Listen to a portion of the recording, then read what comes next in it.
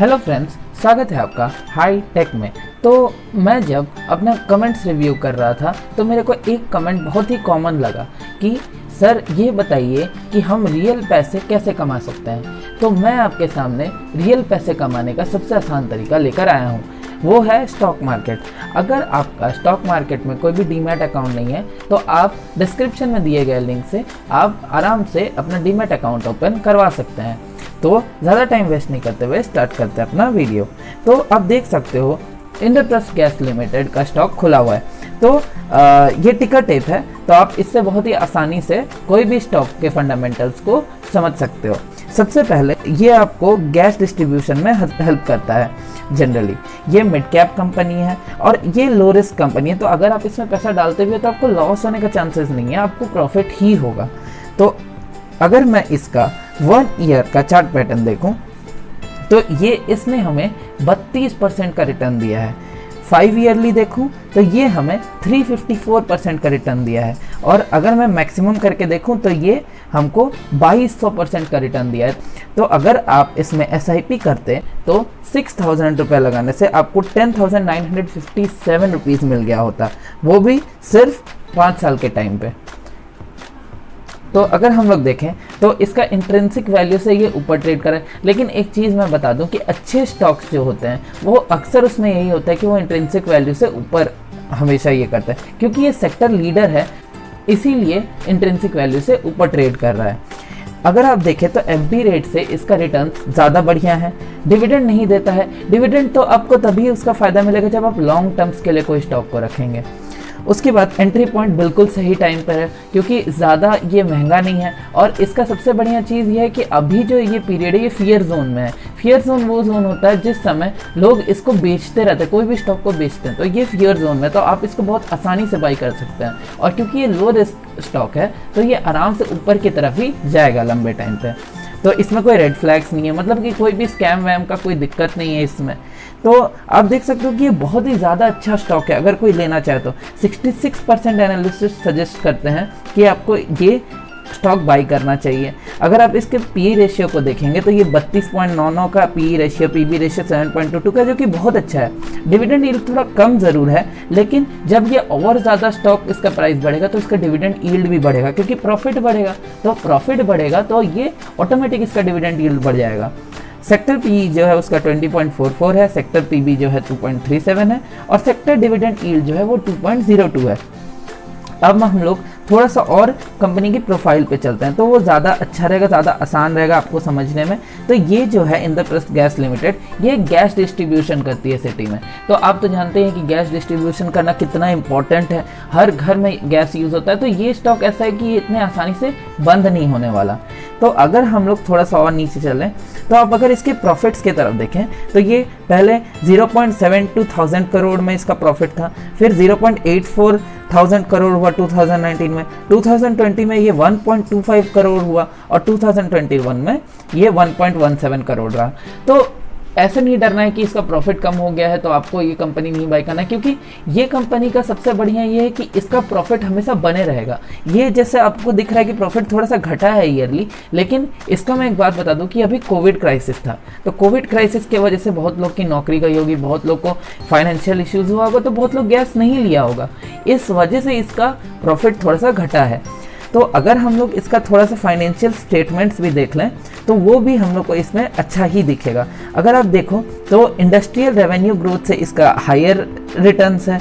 उसके बाद market share इसका बढ़ते जा रहा है। हाँ, इंडस्ट्री नेट इनकम से ये थोड़ा सा कम है। तो आप कह सकते हो कि हाँ थोड़ा सा प्रॉब्लम्स है, लेकिन इतना भी ज़्यादा नहीं है कि आप इसको बाई नहीं कर सकते, आप इसको बाई कर सकते हो। तो अगर आप इसके फाइनेंशियल ईयर के हिसाब से देखो और इसका टोटल रेवेन्यू देखो तो ये भी बढ़ता ही गया है। अगर आप 2012 में देखो तो ये 2545 था, 2013 में 3379 हुआ, फिजिकल ईयर 2014 में ये 3934 हुआ। धीरे धीरे करके ये बढ़ते ही चला गया। तो अगर आप देखो तो थोड़ा बहुत नीचे हुआ था, लेकिन उसके बाद अगर आप फिजिकल ईयर 2020 देखो तो 6782 रहा था इसका टोटल रेवेन्यू, और उसके बाद फिजिकल ईयर 2021 में 5181। वो मैंने आपको पहले ही कहा कोविड के वजह से। एबिटा भी जो है वो भी बढ़ता हुआ दिखा है हमें, आप देख सकते हो कि एबिटा भी बढ़ा ही है। तो इसका आप अगर नेट इनकम देखो तो नेट इनकम भी इसका बढ़ते ही गया है।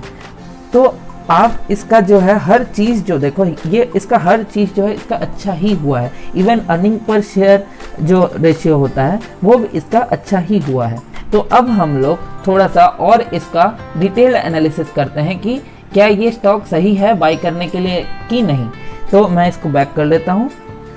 तो अगर हम लोग 5 ईयर का इसका CAGR रिटर्न देखें तो वो 35.3% है, जो कि बहुत अच्छा है। कोई नॉर्मल म्यूचुअल फंड भी आपको सिर्फ 15% तक का ही दे सकता है CAGR रिटर्न, लेकिन इसका 35.3% है। हाँ, मैं ये नहीं कह सकता कि ये 35.3% ही देगा कि नहीं, लेकिन इतना गारंटी है कि आपको प्रॉफिट में ही रखेगा, क्योंकि ये लो रिस्क कंपनी है।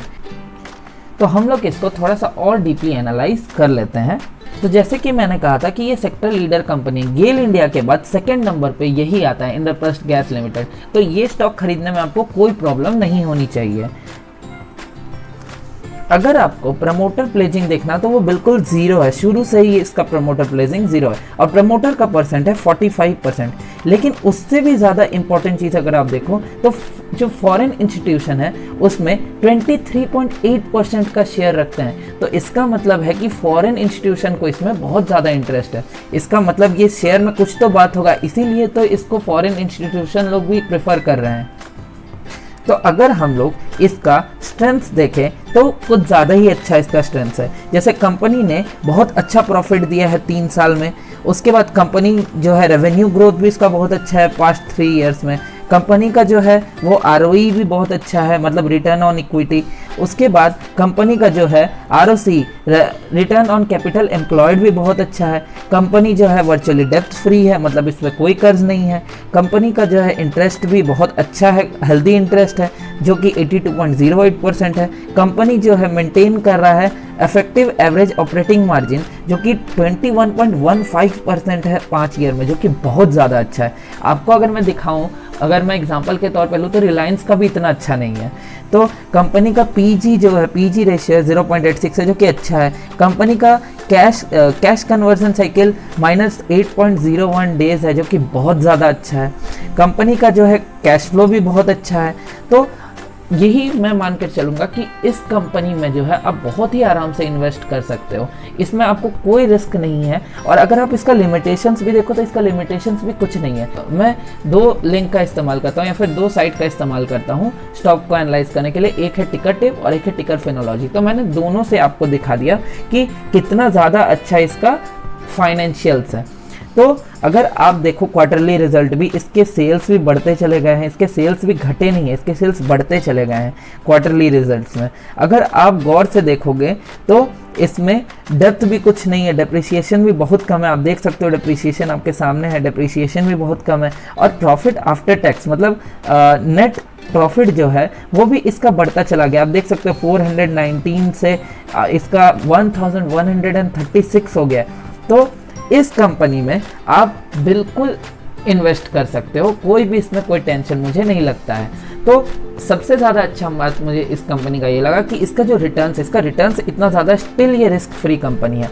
तो मैं एडवाइस करूँगा अगर आप चाहो तो आप इस कंपनी में इन्वेस्ट कर सकते हो। हाँ, मैं ये नहीं कहूँगा कि आप इसी कंपनी में इन्वेस्ट करो, क्योंकि आपका अपना भी एक पॉइंट ऑफ व्यू होगा। अगर आप रिसर्च अच्छा से कर सकते हो तो आप रिसर्च करो, अपने कोई फाइनेंशियल एडवाइज़र है उनसे भी आप पूछो। अगर उनको ये कंपनी अच्छा नहीं लगता तो मत लो, लेकिन मुझे ये कंपनी सबसे बढ़िया लगा। बिगनर्स लोग के लिए तो ये सबसे बढ़िया कंपनी होगा, क्योंकि वो आराम से इस कंपनी में इन्वेस्ट कर सकते हैं। ऐसा भी नहीं है कि ये कंपनी डूब जाएगा, क्योंकि सेक्टर लीडर है, इतने आसानी से डूबता नहीं है।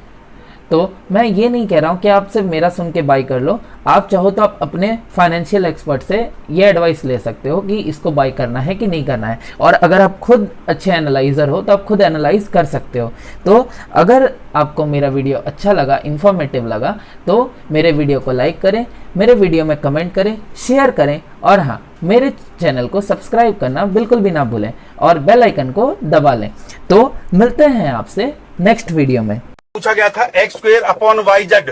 तो ऐसे सवालों को करने के लिए देखिए, एक तो बेसिक ट्रिक है, एक तो लाइक और शेयर ठोक दीजिए, महाकाल का दबा के लाइक और शेयर ठोक दीजिए।